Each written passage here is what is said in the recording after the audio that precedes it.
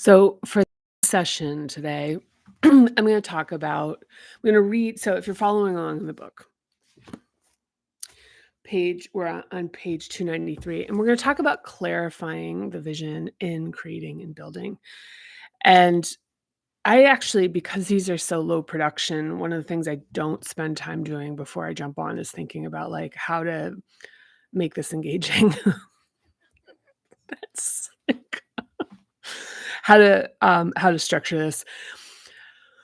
But I'll start with a little story time here because this methodology for manifestation is so effective. I've used it um, to build and create and do like everything I've ever wanted. And so, one thing I will disclose about my process right now is that I right now, like one of the things about the self actualization channel is it creates such a sense of kind of for me right now, it's created like a lack of this kind of need for validation. Like all the old models that used to drive a lot of behavior are now like kind of disintegrated. So there's some consideration that I need to make right now. That might be a little too TMI here, but so so one thing I will say as far as talking about my story or my process, and I was just as I was coming into this, I was thinking, I'm really glad that I'm doing this myself as I'm reading it because there's a thing where something's sort of like philosophical and you can talk about it and sort of be like, yeah, no, this is what happens. This is what happens. But there's definitely, and this is actually something that's played out as far as even in like places of like where I've been a leader, which is always staying in touch with what the people that you're leading are doing to the best of your ability or the best of what's actually possible because because the empathy connection, because there's this kind of like theoretical version where you can provide guidance that like really lacks the kind of like rough edges and the toothiness of actually doing something. And so I'm in the rough edges and the toothiness of this. And this morning, when I got up and I was thinking about doing like continuing to work on this here, I was thinking, well, for the seventh hub, which is like inquiry, receptivity, and then working with like evaluating working with cross currents, working with limiting beliefs, I was thinking like, I think I'm still in that stage. I still think I'm working through that. And I don't know, I felt like and so there's a couple things I wanna mention in terms of, like, the messiness of this is that it's kind of messy because in the receptivity, it's, like, a lot of different kind of messages or insights are coming in simultaneously, and it's actually kind of hard to figure out which ones, like, have the most juice to them. So, this morning, one of the things I did was I just did like a little write down where I captured the themes over what came up over the weekend, what the last couple days, the new and so there's a couple things I just want to share. And I don't know if this resonates for anyone that's following along here, but one of them is that the inquiry my like what how I'm experiencing this is it's giving me more questions. It's like it's like tuning in. And actually, we're gonna get into this in this reading today. So it's like, okay, like the question is the question, and then it's like, okay, well, let me ask a few more to like it's almost like sort of like whatever the sensibility is that's divining this is like, let me ask you a few more questions to help you like help fine tune this process. And so that was something where this morning when I woke up, I'm like, I have more questions than I have answers right now. I have more fine tuning questions. And that felt like I was like, oh, this is just taking forever. And then I started reading the next section and I realized that It's actually right on schedule. This is exactly what happens, which makes it even weirder because it's like, "Didn't you write this book, and haven't you done this process?" And the answer is yes and yes. But there is still sort of like a mystical quality that I find in this constantly, which is it reveals itself to me and it kind of like repositions itself in front of me with like a level of insight that's like, yeah, like like that like creates ascension for me. So one of the things I will say, and I'll share a little bit about kind of some of the stuff that's been coming through because it hasn't been super mystical, and that's another thing where it's like I'm hoping for, like the wind in the leaves and, some kind of, Rumi quote to fall across my path. And it's like, sure, there's that. But this weekend, I was like, I felt really drawn, like I just really wanted to watch Teen Mom 2, the MTV reality show. And the beginning of it was like very nostalgic because it represented a very specific time.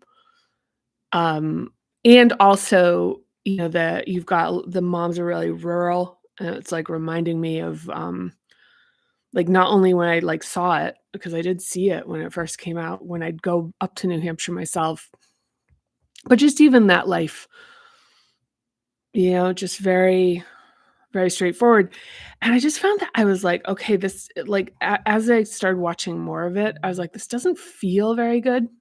Like, I'm starting to feel kinda like, "Ugh."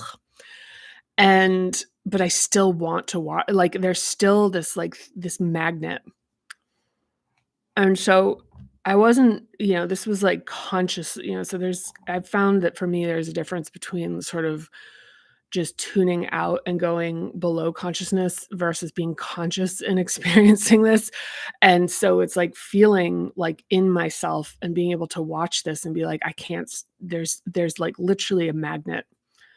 It's like I don't even want to keep watching it, but I'm like it's like watching.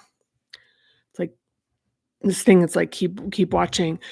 And and then I started like skipping across like seasons like cuz I'm like what's going on here? And so this is kind of a weird thing, but it's like the show goes on for a really long time. I didn't know this. It's like I think it's like still going on to present day. It started in like the like like mid like two like 2000 2000s, 2000 like, something like that. Um,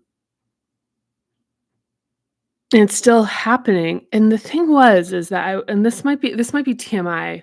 I totally get it, because I'm using this to, like, do a little bit of processing, post-processing, is that, so I, like, skipped forward and I watched a more recent season, and there was this, like, really, like, self-consciousness in all the characters. And also this whole thing, like, their life made absolutely no sense contextually other than them being reality TV stars. Like, so, like, the whole thing about them living in their area and trying to make a life for themselves. They're now reality TV stars, so they were they like, if you live in a small town, that, like, people, like, immediately buy, like, cars and purses and all this shit like, and so they're all, like, doing that, and it's kinda like so there's that.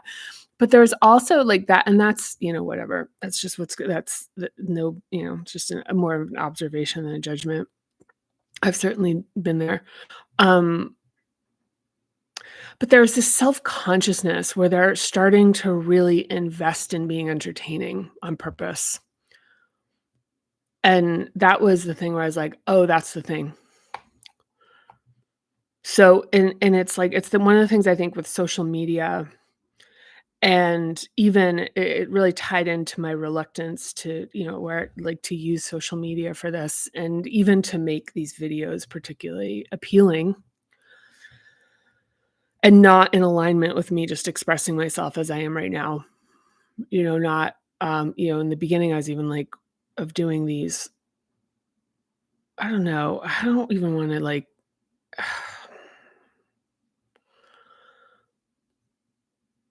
but it's like I've been using this process as a is like kind of a journey to coming to a place that is more authentic.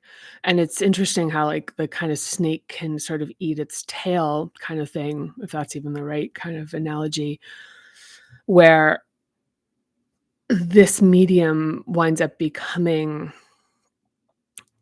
like, playing to its audience that it doesn't even know who it is.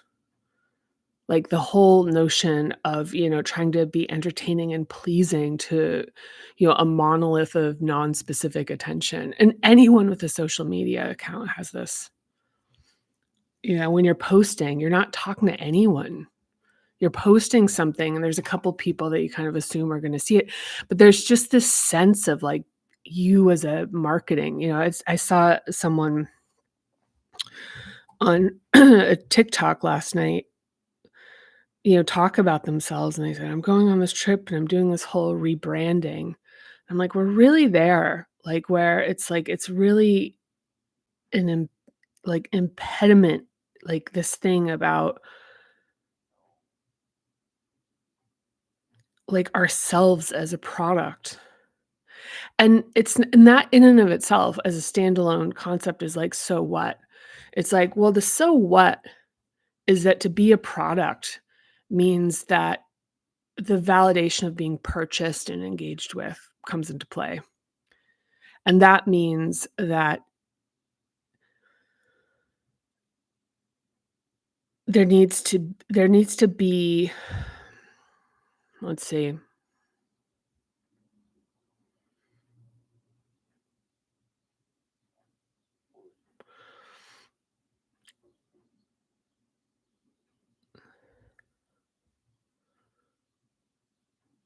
that if it is not consciously managed, and if the give and take is not consciously managed, the the gravitational pull of having, um, like, a sort of an invisible audience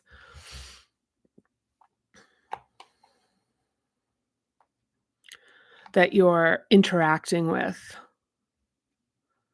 and that's deciding whether, and there's other players at hand, in social media, there's algorithms and there's functions of, like, it's just kind of it's a pretty, like, fraught territory to enter into, if you're not, like, in a very sustained state of consciousness, which is actually pretty hard to do.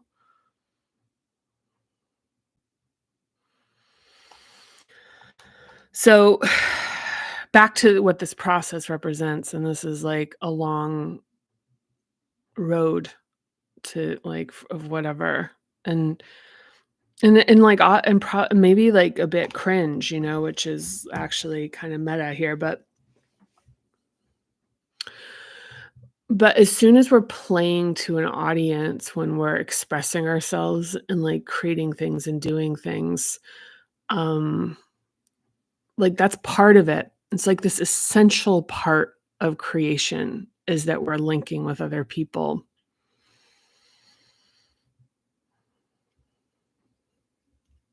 But the concessions that we make,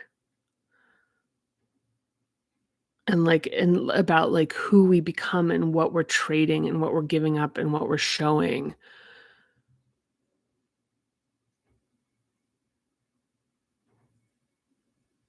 could just be, like, this upside down deal.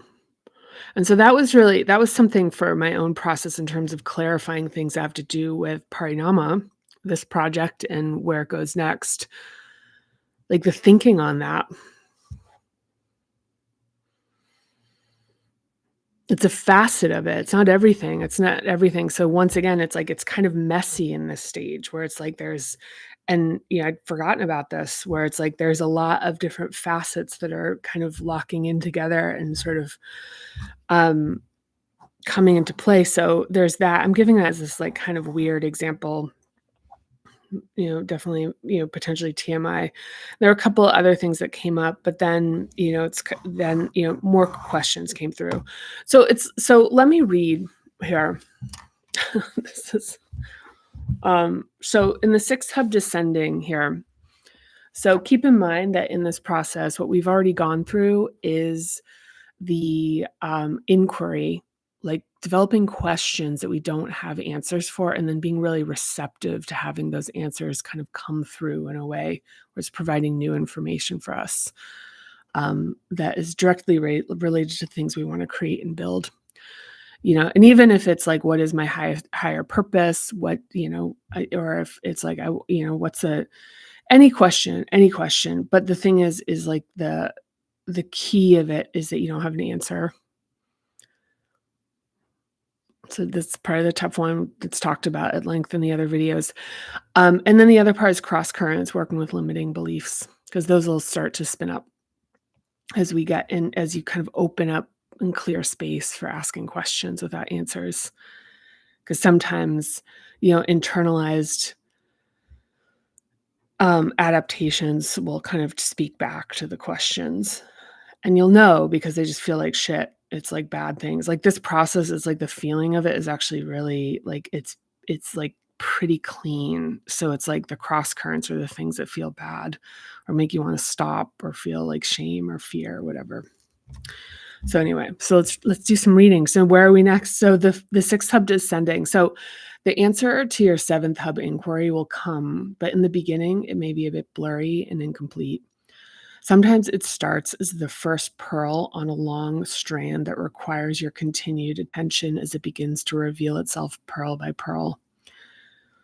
Starting as inspiration that only you can conceive in your mind's eye, this can be like downloading an image pixel by pixel.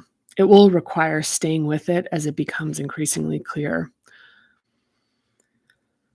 Common trap is to expect the vision to be apparent immediately. It's like making me dizzy to look to the side here. The truth is you must stay with it as it crystallizes. And even when it's clear, it will continue to show new dimensions of itself, like the ongoing rainbow revelation of the petrel on the puddle from chapter 1. Yeah, so interesting. So I just want to make a note that this is so wild because this morning when I was doing the work with what I was considering to be my like the kind of seventh hub component of this and feeling kind of like, oh my God, it was wild to me when I started reading this and being like, oh, this is the process.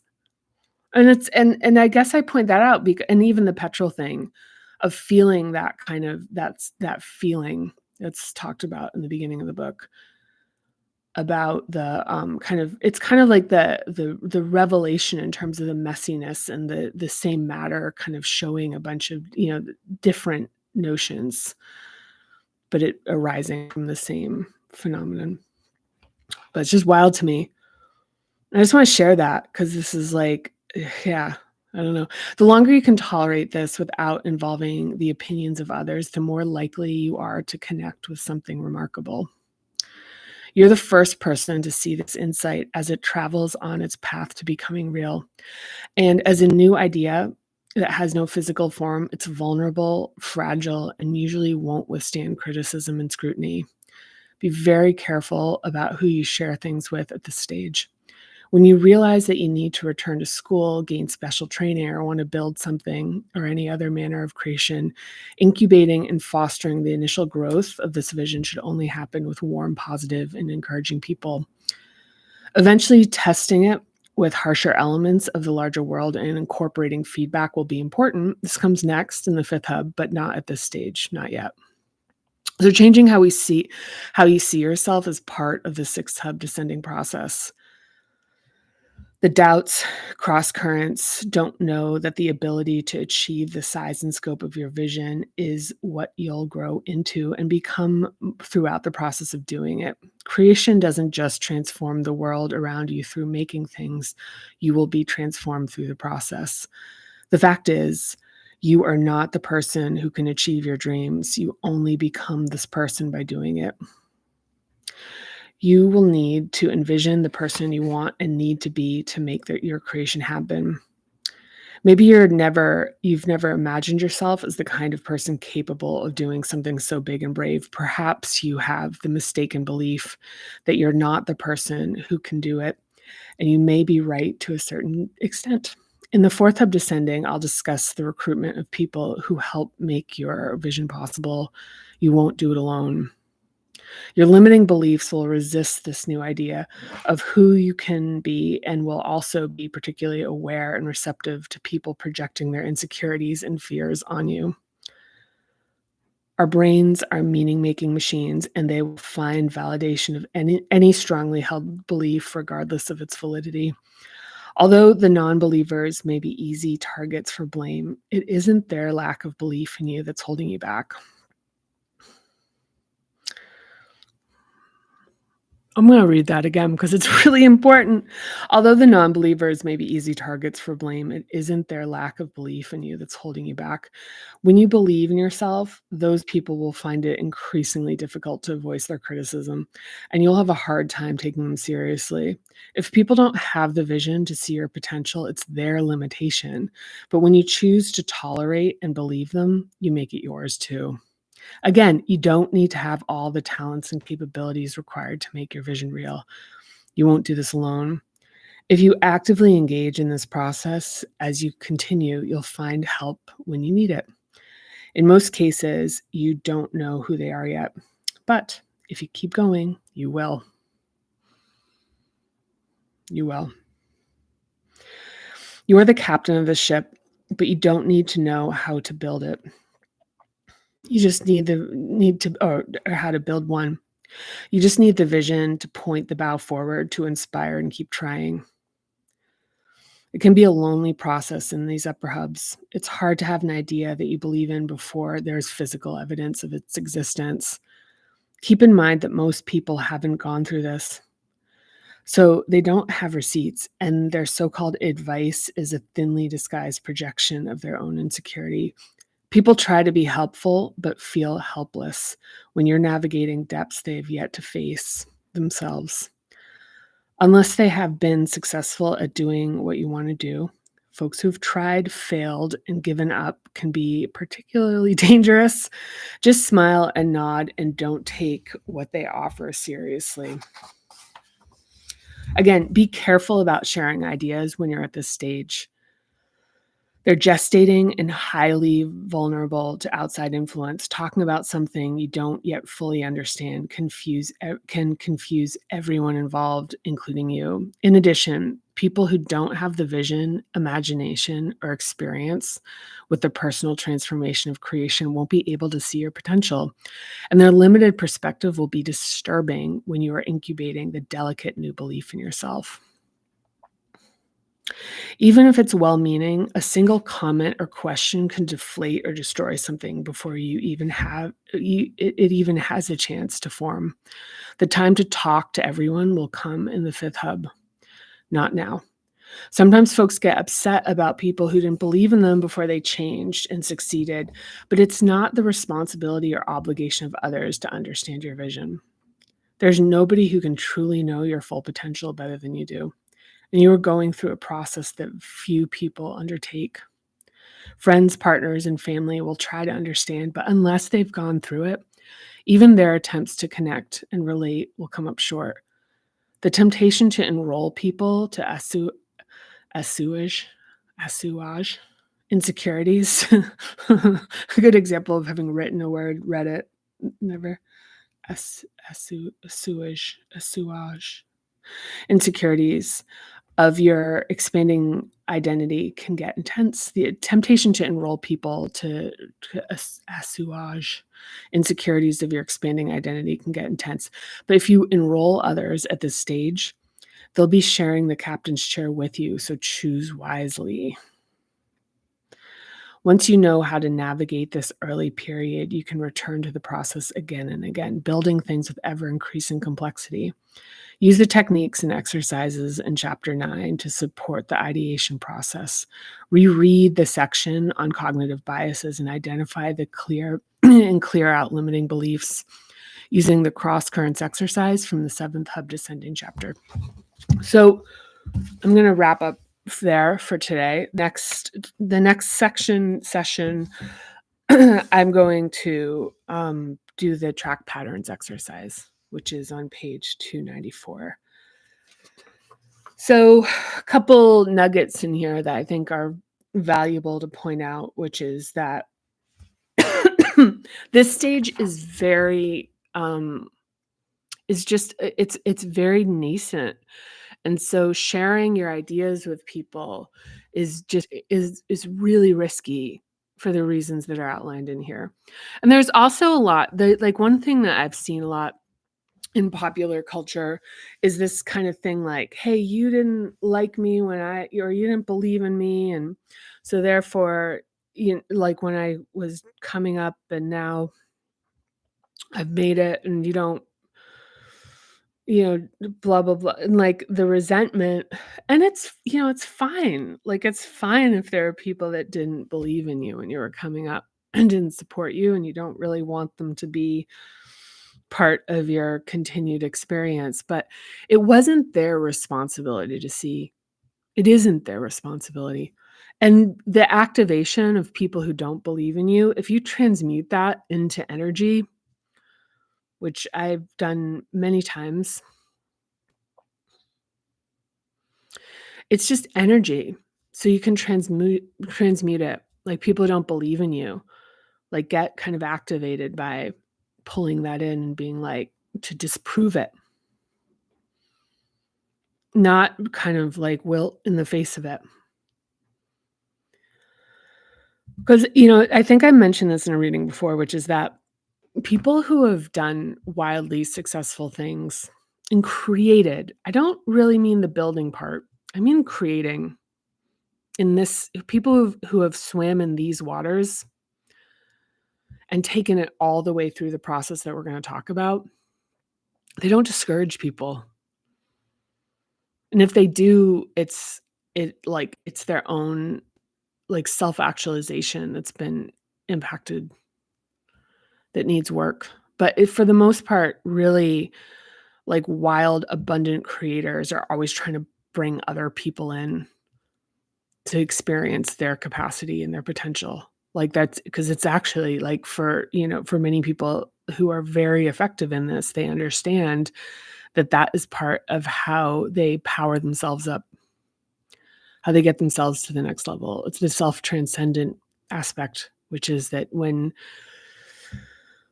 it's like that being an individual contributor to great capacity is one thing, but to be able to support other people in their own processes of realizing like a greater aliveness and potential and like experientialness, like that's this whole kind of other level. So yeah. So being careful and realizing like people who don't believe in you, like it's like, how do they know? They only know themselves. They only know the things they believe in, and that's subjective. That's not like a truth. It is like their experience. And if it's like, well, their experience is they've been successful, blah blah blah. Like one thing that I'll kind of sew in here is that, from my own experience of people who've had tremendous conventional, sort of worldly success. There's luck involved. And sometimes there's so much of their identity that is tied into what they created and the success of it. And they don't go on to create anything else. You see this a lot in tech companies where people create one company and then they're kind of like stay like advising people and not being great at it, by the way, but there's this thing, the gatekeeping, to try to keep other people out, because it's like their relativity will be shrunk the more people like enter and experience it and do it. So if you're not interested in evolving, if you're not interested in ascending and achieving greater levels of your own actualization and self-transcendence, if you get stuck at a creation, the thing is that that can lead to people who are, who are so-called, like, successful that are discouraging because they're really trying to guard their own very limited sense of self. Because once again, power, when it is adapted and it's not fully actualized, is relative. So it's the relativity of power where it's like, or the relativity of any quality. Like when it is not embodied and felt and experienced, and in that experience where it's like wanting to sort of like exercise it and expand it to, to the level that you want, like you've desired to, that the gatekeeping thing, like when if you don't have it within you, it's always going to be like you're always going to be measuring yourself relative to other people. And that's another thing that makes relativity, especially when it comes to power, dangerous, is that to be powerful, other people have to not be powerful. So for folks who are discouraging or who say, "Yeah, I don't know, I don't see it," like honestly, like the thing is, if it or people with a smaller vision for you, I mean, what good is that? What good is it to tell somebody, "Well, I think you should actually try to do," it's like, unless it's really constructive, and when it's constructive, because it might even sting a little. It might be like, "Ooh, but I think they're right," versus like, "That was a dig." You know, you know, you know. So this is where, like, when we're working on the crystallization, I mean, even something, like, even kind of an example of this would be to say, like, well, watching Teen Mom, how on earth is that a process of developing greater clarification and in a creative process around something that's like, technically like, an elevated genre, like, if I were to say, oh, this is so elevated, how could it have anything to do with watching like way too much of a reality TV show? It really was too much. It was like honestly, I felt like I was like, ugh, like it just was a bad feeling. It's just like kind of low vibe, but it was valuable. Like it was part of this process. And even like and even feeling the kind of like sluggishness of spending time with those like levels of consciousness was also that's also kind of an interesting thing. And also watching it and being like, because you see their parents and you see that their kid, it's very parinama because you're like, oh, they act exactly like their parents, especially when it comes to emotional capacity. And that was another thing that I saw, is like watching it from the perspective of me now versus who, like, like immediately coming to knee jerk judgments about people's behavior versus having a lot more compassion for understanding. That's like, wow, if you don't have tools for managing like self-regulation, and those are like taught to you, it's very difficult to regulate. If you're never taught how to emotionally regulate, it's like you're quick to anger, quick to get emotional, quick to be able to lose control, and that's really an unsympathetic thing. If it's like common to think like someone who does that is really like unsympathetic. But anyway, it's a bit of a rant. So for the next session, so I guess the takeaway for this, as I would say, is like to stay with this. So it's in a way, it's almost like continuing with the seventh hub of like the inquiry and the reception and working with cross currents and continuing to refine it to allow the questions to become like more specific and acute, and do the same process with the questions as they arise and like the exploration of what's coming up. Because that's exactly what's happening. It's so wild. It's like, and the stuff that's coming up is not what I want it to be either. but it's like the opening and there's stuff that's certainly coming up that is interesting, which is just like, I think it's just so relatable as far as yeah, it's really this process is, it sort of like holds a quality regardless of how many times I've done it and to what result. So, anyhow, that's it for now, and I will see you on the other side. Again, if you have any questions or thoughts or wanna share anything or even, like, corrections where you're like, "I don't think you got this right," I love to hear it, and again, thank you for watching, and I'll see you next time. Bye for now.